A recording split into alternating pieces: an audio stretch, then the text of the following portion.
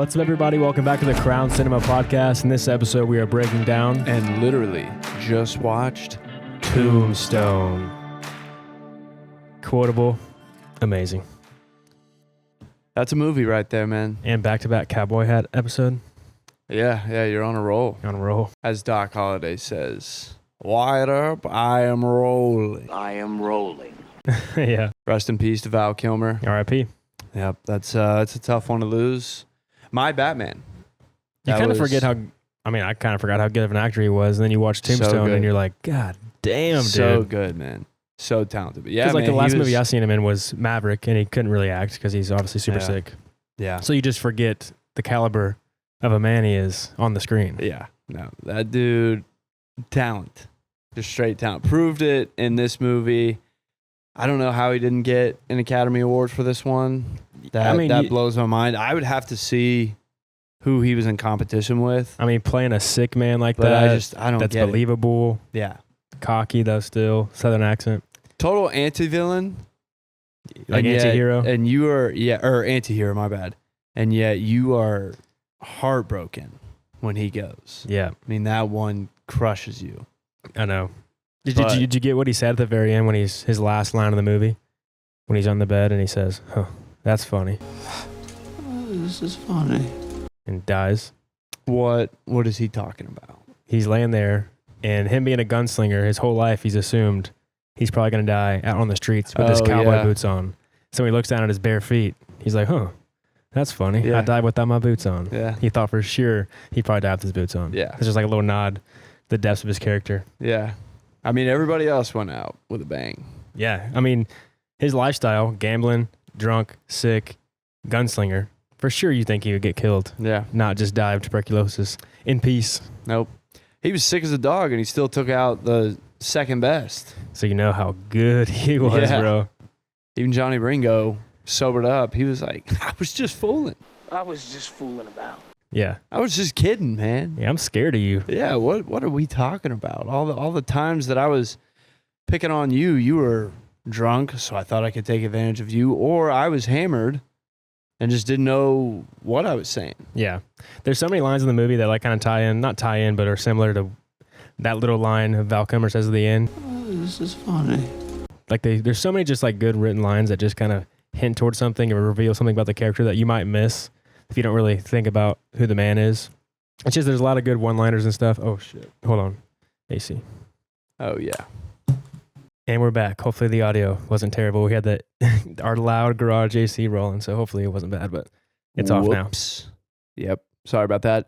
But yeah, no, as far as you talk about like how it's so quotable, Mm-hmm. Doc Holliday, Val Kilmer's character, every single line is quotable. Yes. Think about that. Every single line is quotable. There's not one Memorable. wasted word that man says. That's crazy. And you give credit to the writing, sure, but no, that is all about delivery. Oh, yeah. It's that accent, Just his yeah. demeanor. With him, knowing him being sick and then the way he says it, still with pure confidence. And he Yeah. says it in a confident way, but still as a sick man. Like, it's just Yeah. that performance is so great. Well, it ties into his character so well too because he's got that long Southern draw, Yep. and he takes his time with how he's talking. You can tell that he's educated by the things that he says. He's kind of a Renaissance like poetic man. Yep. But he is a killer at heart, so it kind of catches you off guard. Mm-hmm. You think he's drunk and stumbling. Oh, just kind of talking like a little bit like this. Yep. And he's got the fastest hand in the West. Yep. Again, good job, Val. And the movie's just so great because it's just like a very classic, standard Western. Yeah. It's shot that way, the way the characters are introduced that way, because whenever Kurt Russell's Wyatt Earp walks in, you just immediately know. They do like the not basic, but common good guy trope where you see him walk in, some guy's beating his horse, trying to get him off the wagon, and Yeah. he saves the day and beats the guy to save the horse, like he's saving the animal. So now Yeah. you know immediately, okay, there's the good guy. Good guy. And then it's cool because, Or he's doing everything he can to be a good guy. He's trying. yeah, Although I think his character is so interesting. I say character is based off of A him. real man, yeah. But it's interesting because like he's been not just a law-abiding man, but like he's been enforcing the law pretty much his entire life. Lawman. And he says he's done some regrettable things. I have no doubt about that. It's just interesting to see that his way of starting new, trying to really connect with his family and start over and kind of, I guess, make some money, make something of himself, make some generational wealth.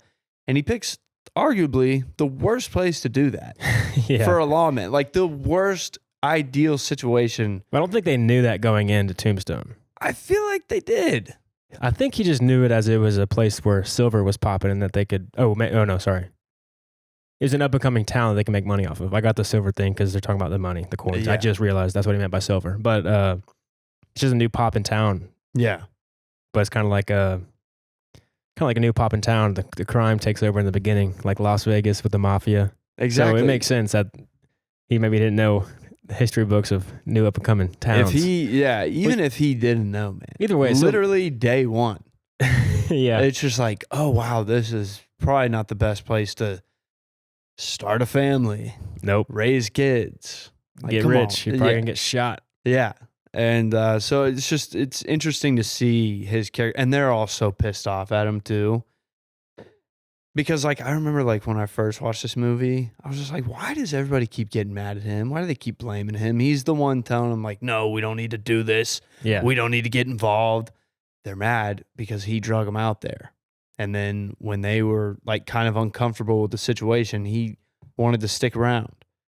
And so it's just, it's interesting to see that he's, like, wanting to be a better man and try and do the right thing, but he put himself in like just the worst possible place you could go in the country, it seems like. Yeah. To do that. Like how much self-growth are you really going to be able to do? No, the thing is he doesn't even want to be a good man. He just wants to be a normal dude that isn't involved in the law, no gangs. He just is like, whatever. I say normal man is like he wants to, be married, start a family, have his two brothers like be his neighbors, and they just want to live happily ever after. Yeah. As if this is, he thought that he was going to be riding into the sunset. Oh yeah. I mean, it was working. The plan was going pretty well. The first day there, he fucking gets a good deal out of a poker house. Yeah, but it's just like the way he did it was because he knew it. Him doing the right thing took violence, essentially. Him getting involved in a business, in a saloon. And I get that it's not necessarily a crime. It's not even necessarily a bad thing, but like your ideal way of doing that is becoming the house and just, taking money from people that are gambling, ruining their lives essentially, not throwing shade at anybody that does that.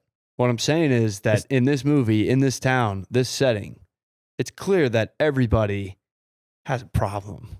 Everybody in this town is fighting demons. I mean, you might seem like that way today, but maybe back then that's just how it was. The Wild West, maybe. Wild West. That's just standard operation. Hell, man. Well, people get killed in the street and nobody's really batting an eye. It's like, oh, give me your gun. Got to go to the judge. Yeah. It's not like, you fucking killed that guy. Yeah. That you could be onto something with the kind of the Wild West thing that they're going for. I don't know though. That's crazy. That's a crazy way to live. That was a crazy ass time to live in. I mean, isn't it nuts that it really wasn't that far away? Like he died in LA during the 1920s. I know. Like it wasn't that far away. 100 years ago. That essentially just happened. That's like one life away. It was right before Hollywood. Yeah, actually, yeah. Like, well, no, it was the actor that, I mean, by the time he went out, Wyatt Earp, by the time he went out, Hollywood was going. Yeah, he made it. He met some Hollywood stars and became buddies with them. Made a guy cry. Imagine being like a old Western Hollywood guy and you meet the real Wyatt Earp. Right. And you know him so much that you're crying, holding his casket as a pallbearer. Crazy. Yeah, shout out. I mean, obviously. That's what they say at the end of the movie, if you forgot. Right. Obviously, Val Kilmer, rest in peace. This was kind of for you, big dog. But dude, Kurt Russell, what an animal. Yeah, it's crazy how well the rest of the performances are, yet Val Kilmer still shines through, I mean, tenfold. Like, when you think of Tombstone, everybody's like, Val Kilmer, Doc Holliday. I watched the YouTube video that was explaining the 5 greatest things and why Tombstone's the greatest Western of all time. Really, the guy was saying the greatest movie of all time. And he had 5 points, and every single point was Doc Holliday. Point number 2, it's got Doc Holliday, and like all of his points were about Doc Holliday being such a badass. It makes sense. It makes sense. There's a little bit of truth, because it is based on a true story. So there were some elements that kind of sprinkled in there. Like, it is true that Doc Holliday like gutted a man alive at a bar one time. They threw that in there. His first scene. If we can't be friends, I forget what he says. I can't believe I'm blanking right now. Yeah, we'll go to it. Yeah, it's before. There it is. Yeah, it's that scene. If I thought you weren't my friend, Perfect I timing. just don't think I could bear it. Yeah, I randomly clicked that timeline and we That went was really right good. to the point. That was really good. But yeah, so that was based on some truth. Yeah, actually, I said this to you earlier today, but I found out that Doc Holliday, cool character on screen, played very well by Val Kilmer. Yeah.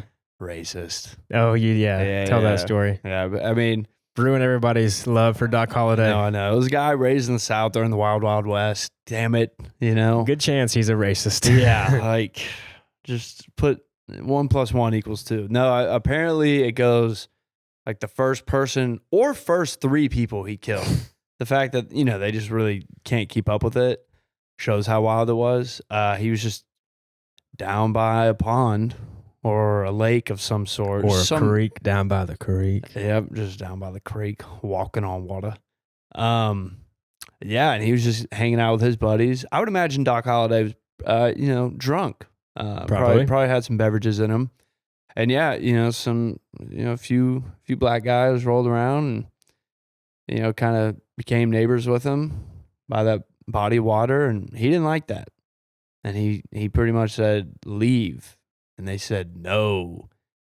And he went Doc Holliday on them. Don't ever meet your heroes. Was he the fast, like really fast with the He was gun? very well known for being fast. Yeah. Okay. Yeah. So he quick draw it on the poor fellows by the pond, just enjoying their time. He had 2 guns, one for each of you. I have 2 guns, 1 for each of you. Yeah. Yeah.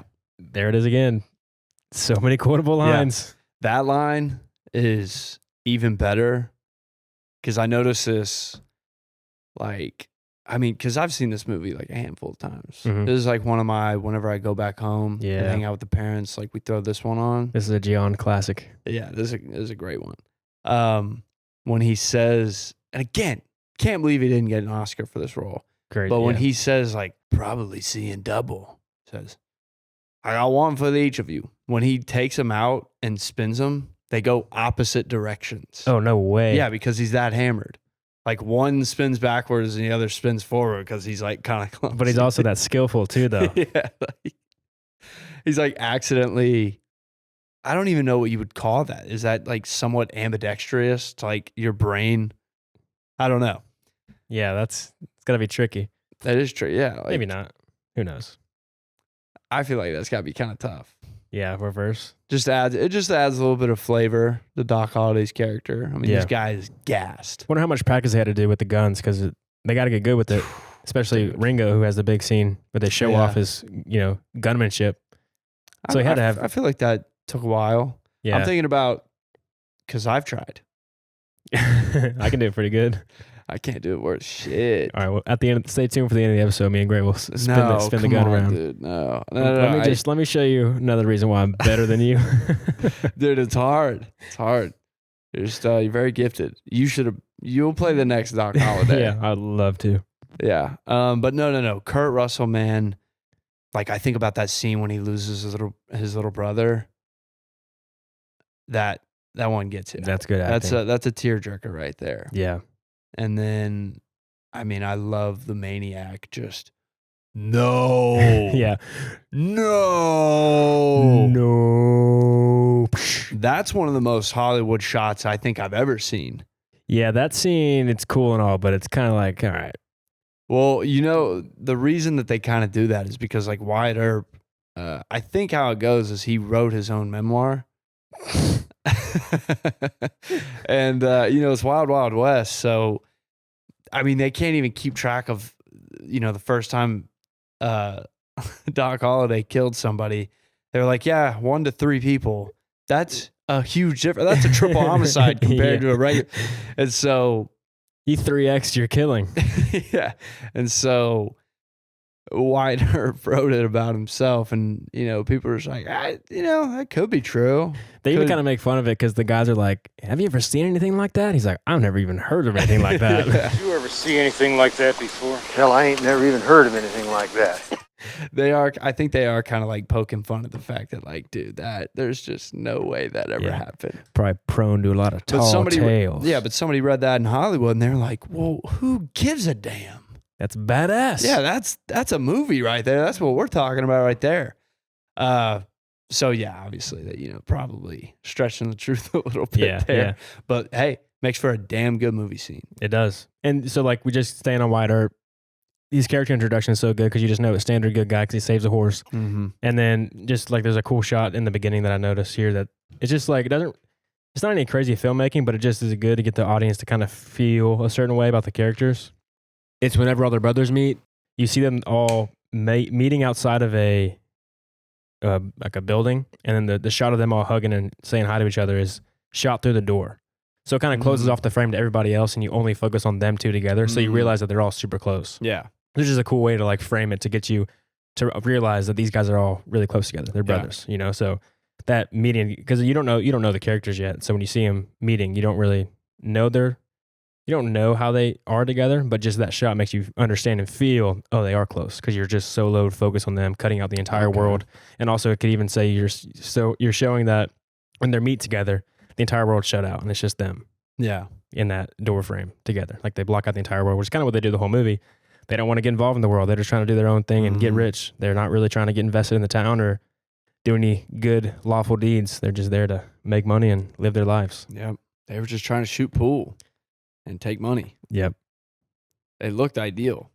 And then it's cool because Wyatt Earp's a big, legendary man, but instead of having the writer and then the characters talk about Wyatt Earp to build him up like that, kind of like how John Wick does, where you don't see John Wick in action, they just kind of like hint. All the characters are hyping him up, which is a tactic. But here, instead of Wyatt Earp bragging about himself, talking about himself, the first time you see him, he's all about action. When he goes in that saloon to clear the dealer out to make the place popping, and he wants 25% of the house cut, you see him in action. He walks up to this guy, and if he told that guy, "My name is Wyatt Earp," he'd be like, "Oh, sorry, I'll leave." Yeah. But he's not about that. He's about action. Skin that smoke wagon and see what happens. Yeah. Which kind of like is like the opposite of the marshal before Wyatt Earp becomes a marshal. Because that dude, that just doesn't do anything. Like horrible marshal. He does no law. The guy that's dating the sheriff. He's not the marshal?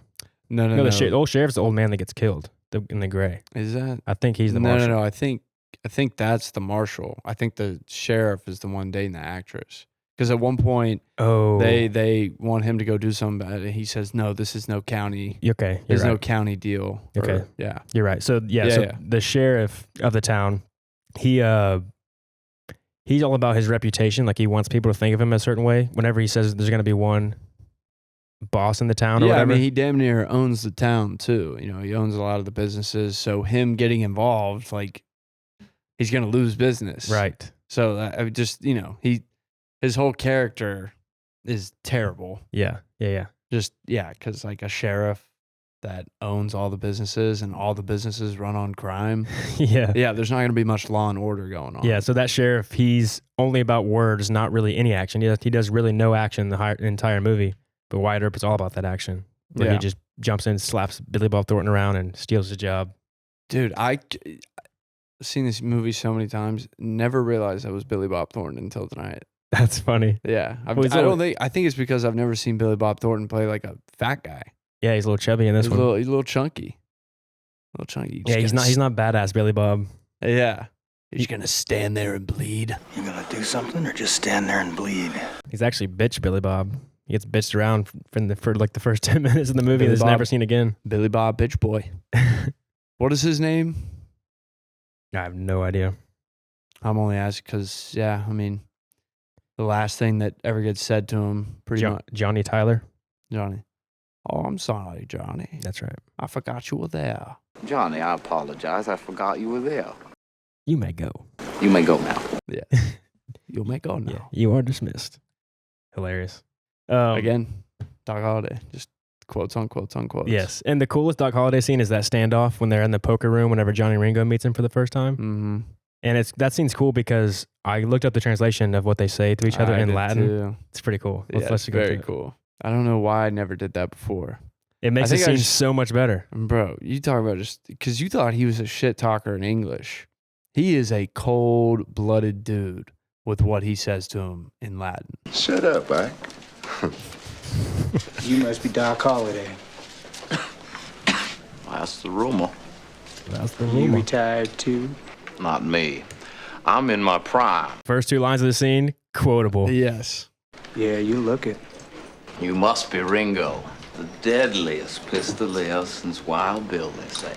See, it's great because like one thing I just noticed about Val Kilmer's performance is that he's able to say the line's cool, but it looks like he's having to force the demeanor because he feels so bad. And he's also hammered drunk too. So it's like him just trying to like push the words out because he's super sick with tuberculosis and not trying to cough or anything.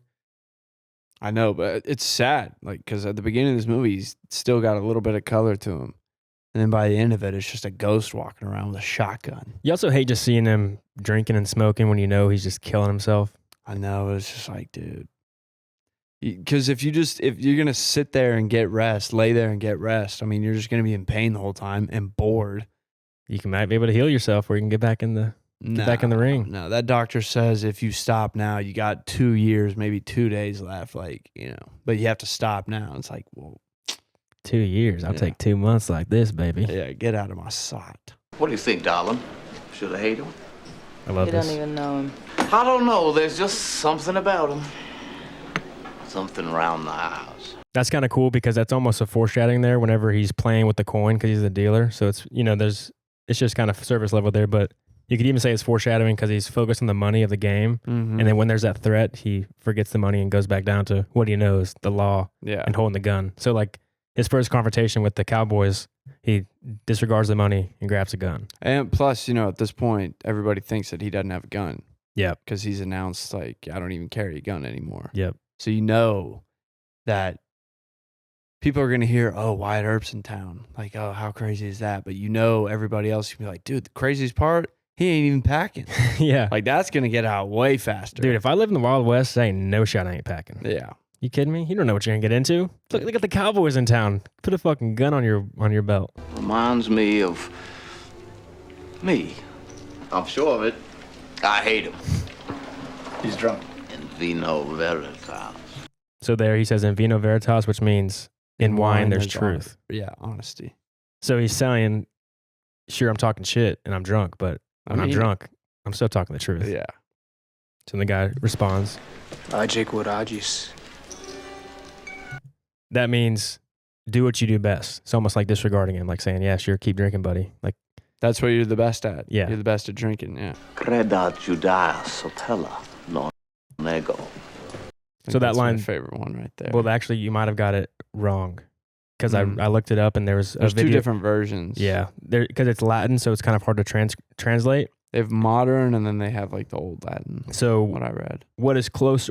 Say what you think it says. That's cooler. Doc's response right there is, "Oh, buddy, that ain't what I'm best at." Yeah, but so what the other translation is he says, "Tell it to someone else, not I," which I think is the accurate one because he's apparently he's quoting a Latin poem, which is basically just saying like, I don't even care about you. Just like stop talking to me. Oh, the Jew appella may believe it, not I. Yeah. Yeah. Like, yes. So Latin, so it's kind of hard to translate, but those are the two different things there. Juventus stultorum magister. So right there, Johnny Ringo tells him, youth is a teacher of fools. Yeah. So he's saying like, he's basically telling him, you're ignorant to the danger you're playing with. Like, do you know who I am? I'm Johnny Ringo. Yeah, he's the saying deadliest gun. He's saying you're past your best years. So you're about to learn a lesson. Yeah. And then Doc tells him, Pace requiescat. Rest in peace. Rest in peace. Yeah. Just cut the bullshit, Ringo. Yep. You're about to die. And then what's even cooler is that in this next scene, whenever Ringo does his whole flashy gun moves. Now I really hate him.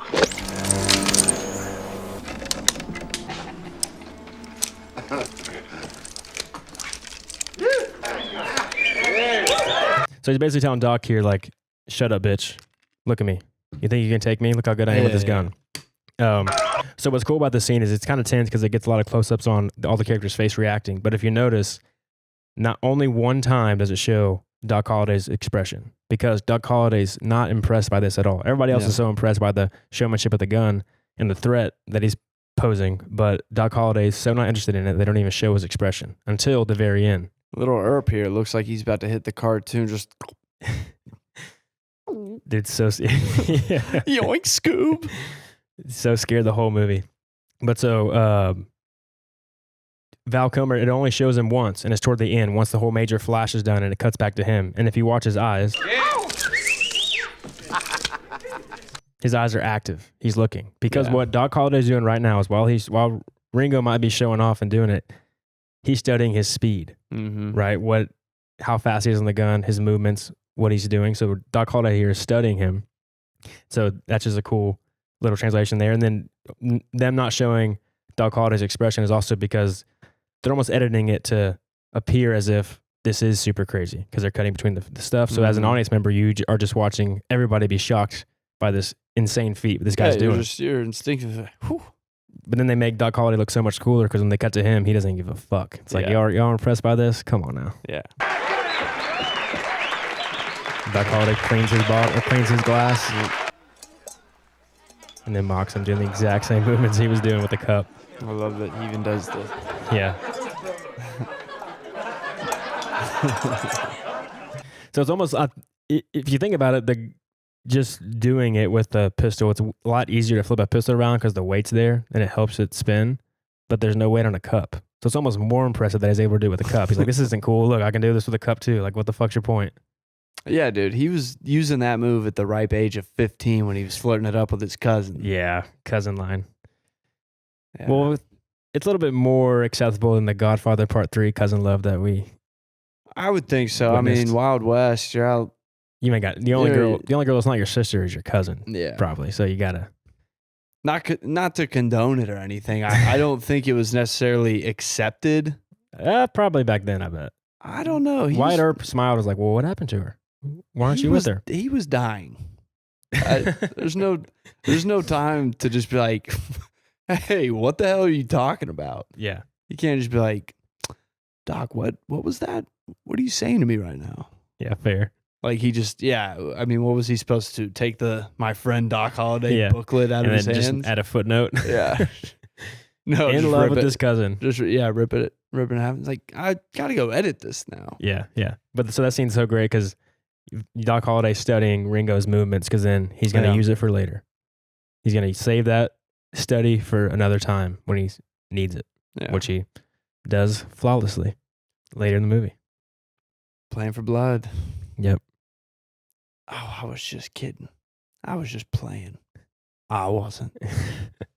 You don't play with Doc Holliday. That man's committed to the game. Good God. Who is this actor right here? Curly what? Who is he, bro? Because he killed it in this performance too. Yep.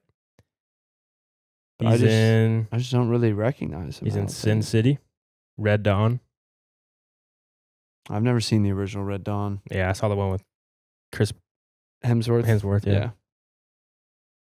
Well, I'll be damned. He just looked like the evil. He looks like cowboy villain. He looks like you literally could put him in one of the Dollar trilogies and he would fit in and look just like the characters. Like it's literally I guess it's obviously the color of the movie here, but that looks just like one of those characters. That mustache right now looks like a cartoon mustache. It looks like somebody photoshopped that onto his face. What we're looking at right now. I envy those mustaches. That's when they shoot Wyatt Earp from behind with Kurt Russell, his mustache just like peeks out so much. Bro, you're such a fraud. I am a fraud. How long do you think it would take you to grow a mustache like that? Like that? Well, I haven't shaved this bad boy in several months. So maybe next year. You should do it. Go for it, bro. You're already married. Come on. Like you don't have to impress anybody. All right. 3-year anniversary, you'll see I got a fat stash. There we go. That's what I'm talking about. It's been pretty bushy before, but I would like trim it a little bit. Anyway, enough about my mustache. Yeah. Actually, on this scene, Yeah, go for it. well, it's just something that I noticed. Well, because it kind of goes in what I was saying earlier with Wyatt Earp, like putting himself in bad situations, but they do a pretty good job of showing that in this scene as they get to the bar after the play. It shows Doc Holliday slam like 3 drinks Yeah. very casually, and he's talking to Wyatt Earp about cheating on his wife who didn't make it out to the bar. They're surrounded by crooks, gamblers, probably prostitutes, just everything not good. Yep. But you see Wyatt Earp, and he's trying for some reason to like be this good guy. He's got a and not cheat on his wife. Yeah, he's got a white cup, and I think it's just got coffee in it. And so it just shows this weird little flawed way of him like wanting to be a better man, wanting to like kind of get away from the ugly past that he's known. Yeah. But it's like you're not taking a step in the right direction, Wyatt. Like this isn't the place to become a better man. Yeah, not in Tombstone. Yeah. Well, so what? I don't know. Do you know Wyatt Earp's history? No, I'm just going off of like kind of how he talks about himself in this movie. Right. You get a reputation like that amongst the law and criminals. I think that it's just kind of going to show that like he's taken some lives and he's probably done some pretty violent things that no matter if you're doing it for the right reasons, you're still like, if you have any conscience at all, which he does, he wants to forget about it. He kind of regrets it. Some of the impossible situations that he's, been in to get to this point, to earn that name. You get a gun with your name on it and everybody like knows it as a famous gun. That tells me you've killed some people. Yeah. You know what I mean? The peacemaker. Right. So this says key events before Tombstone. He was a Wichita peace officer. Earp briefly served as a peace officer in Wichita, Kansas in 1875. Then he was accused of theft in 71.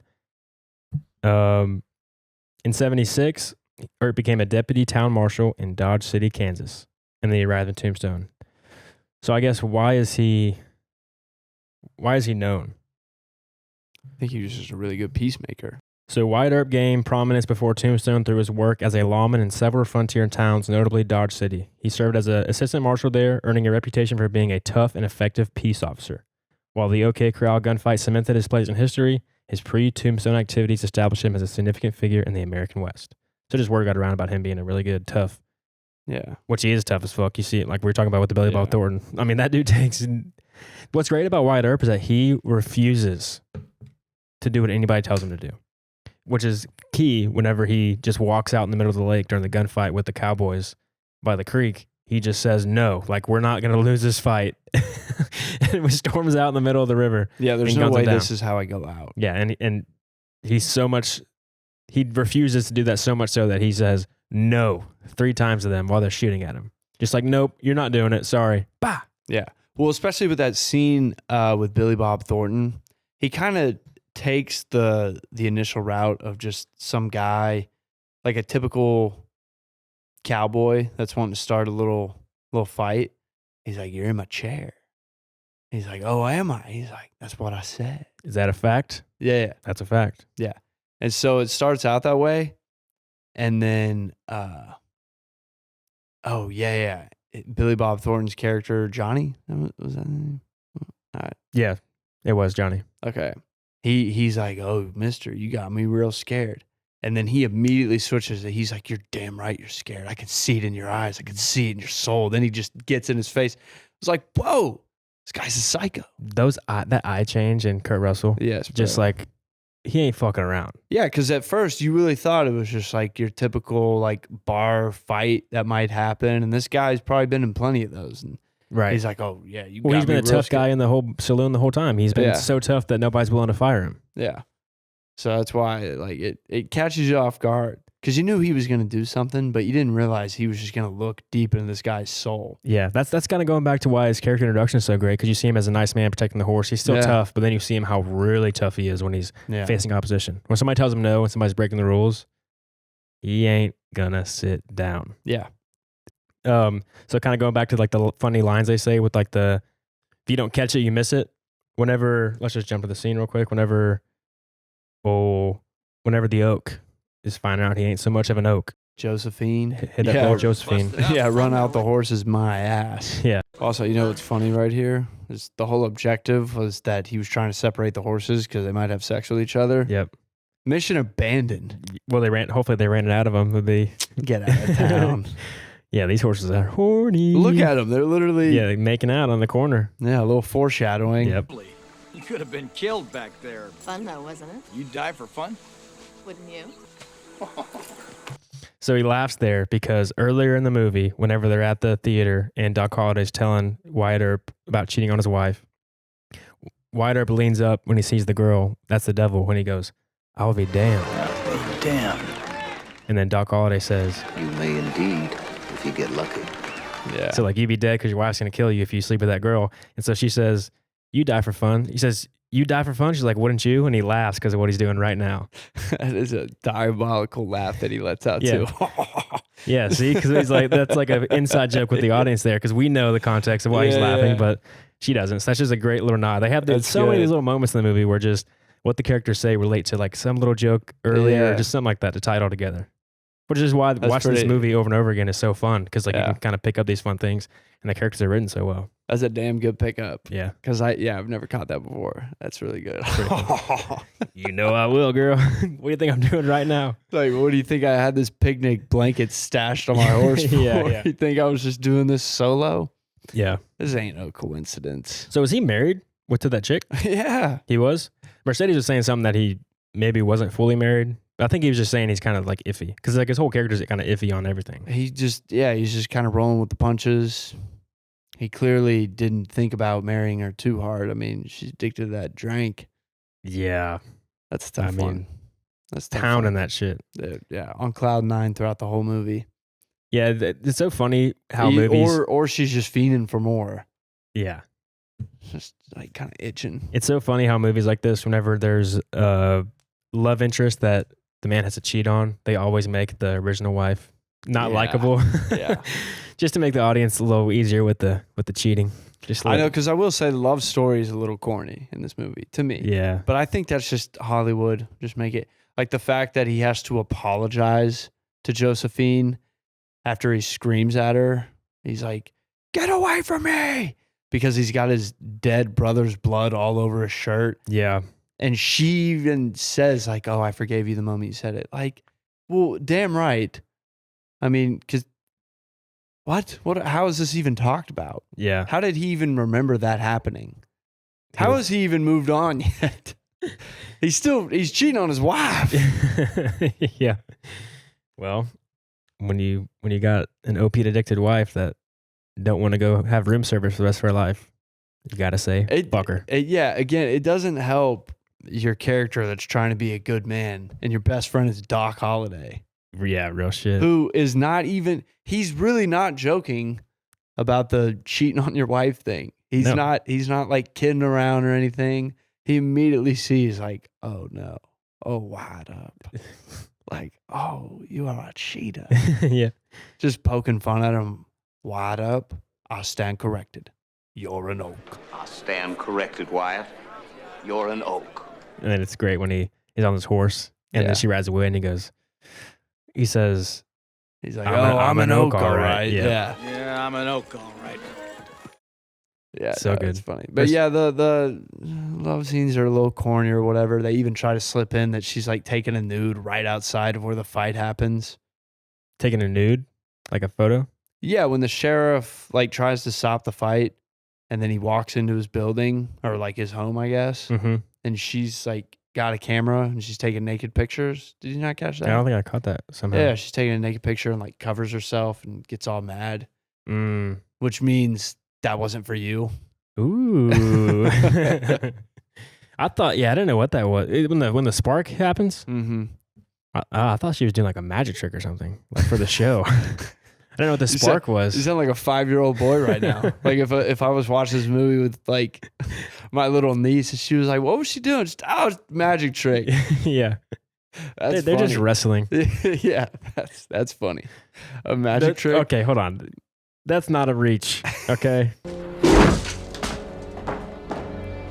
Oh, gotcha. Abracadabra. that spark, I was like, dude, she's doing like. First of all, I didn't even recognize that was her too, so that's another issue there. Okay, I guess I just don't know old cameras. Magic trick. That was funny. I'm glad we got that.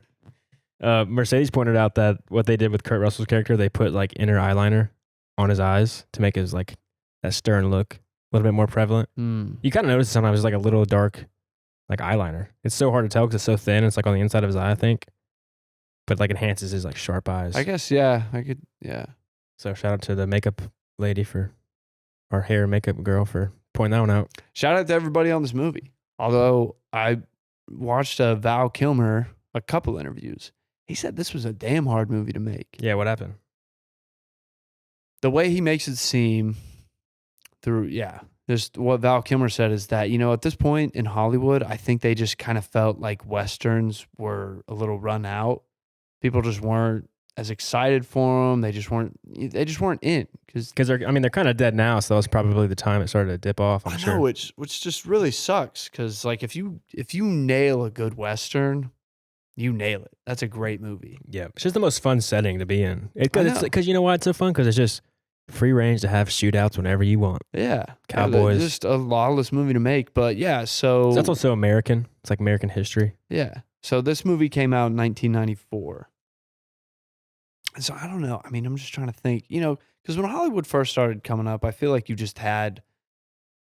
had a whole thing of Western. You just had actors that pretty much stuck to their roles. They were so popular that Italians started to make their own versions of American Westerns. Yeah. So maybe that I guess they weren't doing too well in theaters, even the ones that might have been doing pretty good. Well, you can kind of it's probably the same deal with superhero movies today where they just kind of get stale. Yeah. You keep doing the same shit. We're like, holy fucking deal. We get it.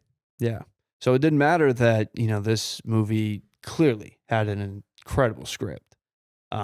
And the cast shows that everybody wanted to get in on this. You want a good Western? I'll make you a good Western. Yeah. But they fired a director, I think less than a month into shooting and had to replace him. And they did it immediately, which is scary to do. That kind of makes sense said why hundreds of people got fired through the making of this movie. Like the crew members or just crew members? Yeah. Just everybody was just getting frustrated with how it was going. Yeah. That kind of makes sense because the movie's shot pretty simply. There's not too much. It doesn't seem like there's too much creative camera intention, which might just be for the time and maybe just they want to shoot the Western very classically Western style. Yeah. But that would make sense if they're changing directors, that there's not one vision for the camera and the way they do it all. The story's obviously there, but maybe that's why. So I was kind of thinking that there's not really too much. Yeah. It's just a lot of medium shots, close-ups. It's pretty standard camera work. Yeah, this movie definitely relied on talent. I obviously, pretty much all movies rely on that for a make or break. And the casting, you got a lot of guys in this movie who are playing very, very supportive roles, but they've been leads in plenty of movies. So that helps. I think the dialogue and all the one-liners, that was huge. So you just weren't relying on, and they had good they had good shootouts. Yeah, no, 100%. Great shootouts. But the camera definitely, like we were saying, focuses on the acting and the performances. Most of the time when they're shooting, it's got multiple people in the frame that are just, you're watching them act. Yeah. Which is, I guess, that is a little surprising for a movie set in this time because you can show off the land a lot. You can show off the frontier and everything. Mm-hmm. But yeah, I guess they really didn't do that. Did this movie win any awards? Let's find out.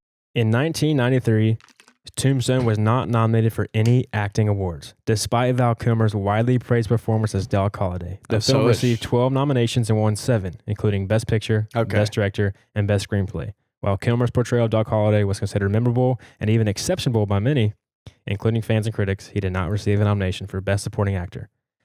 Gene Hackman won Best Supporting Actor for his award, or the Best Supporting Actor award for his role in Unforgiven. Well, rest in peace to Gene Hackman too. That's a crazy death. I wonder what happened. Did they ever find out what happened? I don't know. I don't even know if I've seen Unforgiven, which they'll probably kill me for. But you know what? I was too busy watching Tombstone and seeing Doc Holliday kill it in every scene. That's crazy. Not even getting nominated? What the How? How? Yeah, how? This literally everybody talked about this. And this is Batman we're talking about. Yeah, what the hell? You know, I can't remember if Batman Forever came after or not. That was my Batman though, growing up, man. It was 1994. Look up Batman Forever. 95 next year. That's crazy that he was able to do this and then be. He was a damn good Bruce Wayne too. I've never seen that. It's a really good movie. Really? Yeah, it's a fun one. It's a fun. But it's definitely got like its own style to it. It's like that. It's like the cartoony. They like Tommy Lee Jones and Jim Carrey who were playing. One. Yeah, they were playing Two-Face and the Riddler, but they pretty much just played the Joker. Yes. Like that's all. Like they were just both like laughing like maniacs. Yeah. Or, as Wyatt Earp would say, laughing all day like an idiot. Yep. But yeah, back to Tombstone. The cool thing about Wyatt Earp's character is because in the beginning of the movie, it's very obvious that he's not really setting anything. He's not taking a stand on anything. Not sure if he believes in God. Not sure what he wants to do with his life. He's not even sure what business he wants to do. They keep changing the business they're going to do. They were going to do something else, and then he like immediately decides, oh, hey, I got us our first job. We got 25% off the house. And then they're like, why don't we open up our own spot here? And they're talking about having a billiard room and like all this kind of stuff. So he's just playing the field. Like his whole character is always just playing the field. He just wanted to get there and figure it out. Even with the women, he's playing the field. Yeah. I mean, he's kind of half with his wife, half with that chick. So he's not really making a decision. But yeah, I mean, even him being sworn in as a sheriff, he was like, I guess you better swear me in. Yeah, he wasn't willing to help out with the law until he was kind of forced to. Yeah. So he's never really taking a stand in anything. And what that leads to is his brother getting killed because he was half in the law, half out. He wasn't really doing anything to actually stop it, but he was involved in some like minor altercations to stop it. So he really wasn't, he was kind of playing the field again, like not really in the lawman job, but also kind of in it. Yeah, because I mean, when Fred the marshal gets killed, like he didn't have to actually get involved. Right. The sheriff was right there. But the sheriff ain't doing shit. I know, but just it comes to the whole, like you said, I mean, he has to deal with the consequences of he could not pick a side and stay there. Yep. Either you got to stay out or you got to go 100% in. Yeah. And so his turning point as a character is once his brother gets killed and shot, he's trying to save his brother, but he ends up bleeding out and dying. And then he walks out and looks at all the blood on his hands. So it's almost like he feels like his brother's life was on his hands. The blood of his brother was on his hands. So he feels like he's responsible for it because he wasn't playing the field. And that's in the moment when he decides, nope, we're taking a stand and we're eradicating the Cowboys. Yeah. Like they just go on this fucking tear of montage, just killing it. That's just so cool that they show that moment scene where the blood's on his hands and he feels like it's because he's responsible for his brother's death. So just great visual symbolism there. And then that's the moment when he realizes he can't just be half in, half out. He's got to pick a side. Yep. Shout out to Tombstone, man. That was like the quickest Roman Empire rise and fall you've ever seen on the screen. It's going to be San Francisco. What happened? Where was is that a town still? Look it up. Tombstone, Arizona is a historic town known for its Old West history. Boom. Still around. All right. So yeah, it's the OK Corral. I guess they didn't burn it down. Yeah, so the OK Corral in Tombstone is where he got very famous. I wonder how they were doing after everybody just left. They all just looked up one day and the Cowboys weren't there, and neither was Wyatt Earp and his brothers. Well, Tombstone, Arizona looks like the fucking exact same. Oh, wow. They kept it. I guess they marked it a historical. Yeah, that's pretty cool, though. Let's go visit. Yeah, what? Where is it? Arizona. By Tucson, kind of. Right next to the border. Wow. So. All right, yeah.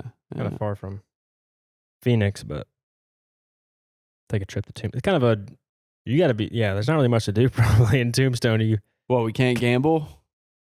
Can you stay in a... Can we mine? Can you stay in a hotel? In an old Western hotel? Best hotels in Tombstone. Let's see what these look like. Modern, but probably historic buildings. Okay. All right, yeah. Anyway, What else you got They on? got room service. What you got some notes over there? Another cool moment with the camera is whenever Doc Holliday tells Wyatt Earp he can't beat Ringo. Mm-hmm. When he goes too fast, you're not that Yeah, fast. he says, I can't beat him, can I? I can't beat him, can I? No.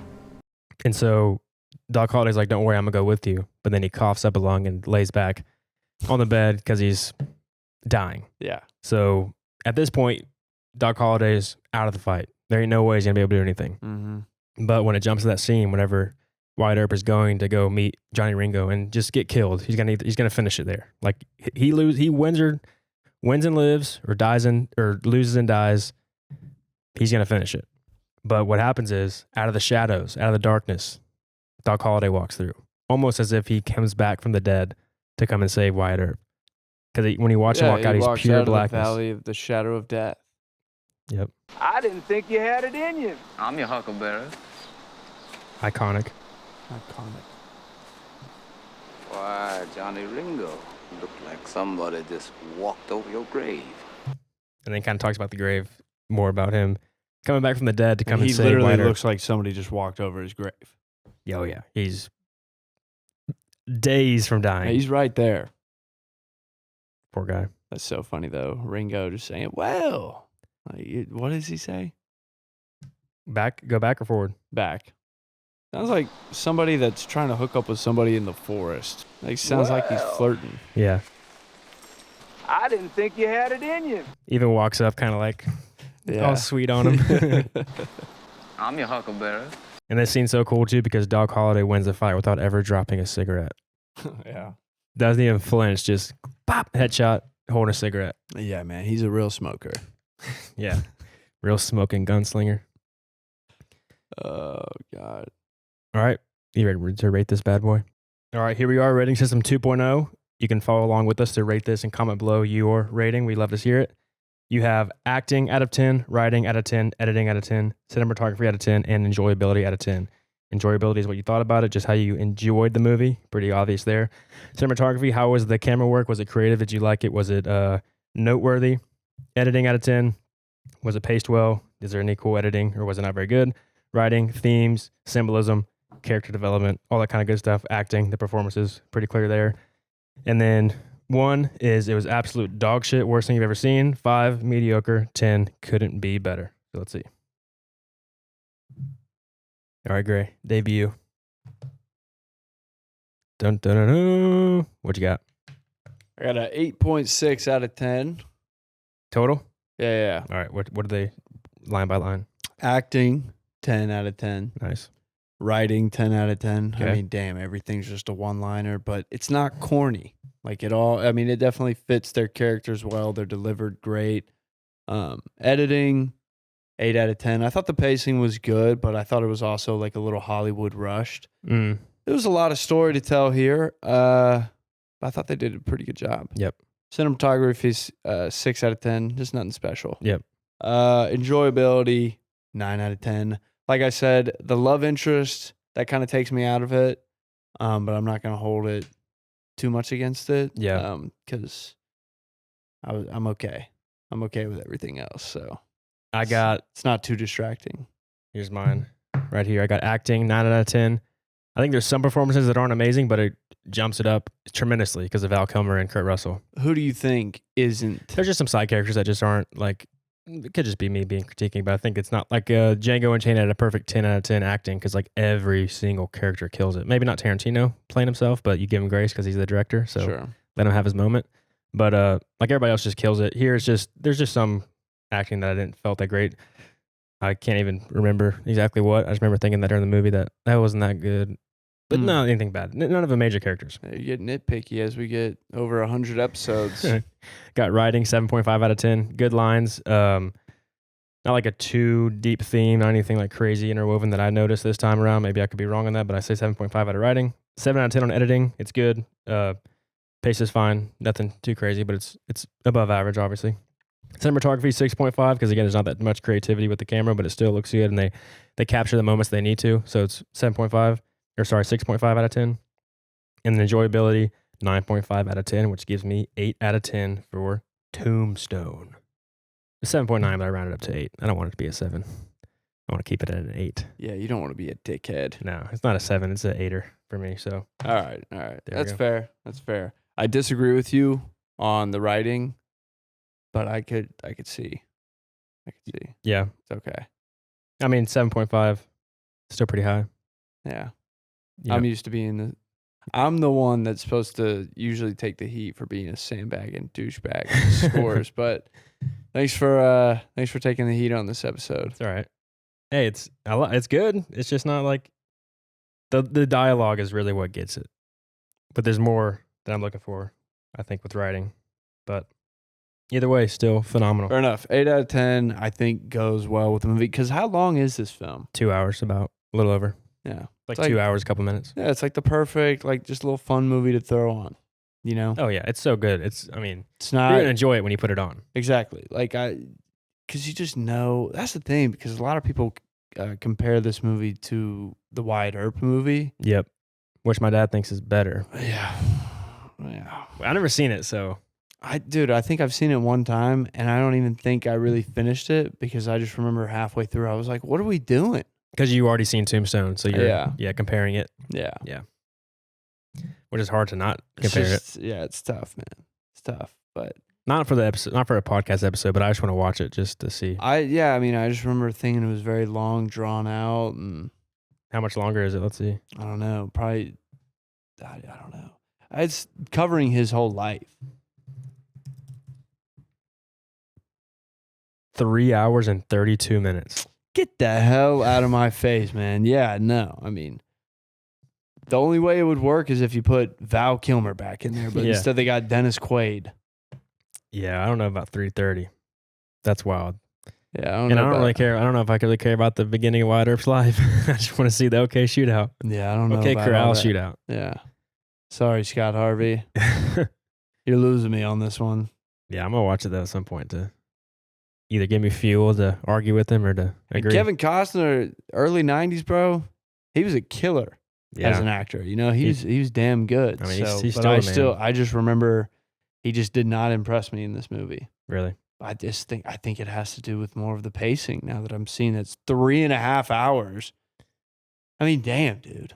It's got to be amazing to sit there for 3 hours You know, and 30 yeah. minutes. You know, like, what's it? 6.7 out of 10, 30%. That's critics though. We don't really care about what the critics got to say. What's the Right. audience talking about? 61% audience score. Yeah. I'm telling you what I want to say, like 14-year-old self thought. And it was just like, hey, let's turn this shit off. Life is too short Yeah. to be wasting on 3.5 hour Yeah, being movies 14. that we're all trying to act like we enjoy. To be fair, you were destined to not like it watching a 3.5 hour movie at 14 or whatever you said. Well, compared to Tombstone.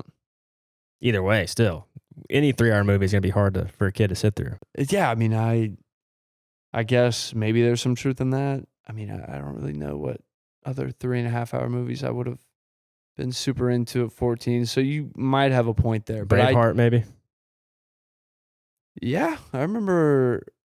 Or It's still long that you like it, but it's still like you're like, God damn, come on. no, Not because as a kid, not now. There's a Tom Cruise movie where he plays a ninja. I want to. Is it called American Ninja? Oh, American Samurai. Oh yes. The Last Samurai, The Last Samurai. great movie. That's a long movie. Is it really? It felt long to me. Yeah, you didn't like it. No. I liked it. I'm just saying, like, let's look that up. Yeah, 2:30. it was long for me. I'm just saying it. Okay, with the Wyatt Earp movie, I just remember looking at my mom and dad, and we all just like kind of paused it. We were like, wait a minute, hold on. Does anybody like what we're seeing now? Because we still got a long ways to go. We still got 2.5 hours. Yeah, and I think it just kind of was like, no, like this movie sucks. Like, oh my God. And it's like, all right, well, I doubt it gets any better as Yeah. the movie goes on. If they haven't gotten our attention at this point, if you're still having to fake it till you make it, Yeah. like, It ain't your Huckleberry. yeah, I mean, life is too short. Just because you bought the movie ticket doesn't mean that you have to finish the movie. Okay? If it sucks, your time is more valuable than the money or the price of the ticket. So put on Tombstone, not the Wyatt Earp movie. That's my final thought. Boom. I was about to say, is that your final thought? Yeah. Sounds like it. My final thought is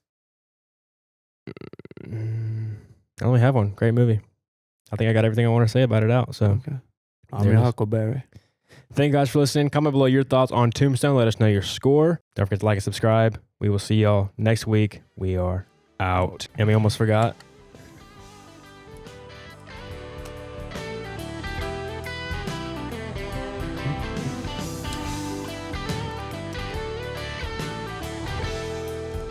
I'm Doc Holliday, baby. Come on, son. I want y'all to know that this is very impressive, what he's doing here. Give her a whirl, baby. It's really, really impressive.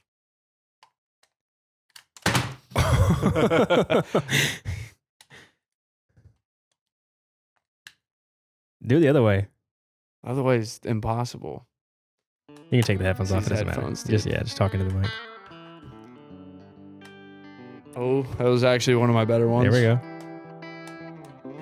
Damn. You're getting there. Anyway, thank you guys for listening. See y'all next week. We're out.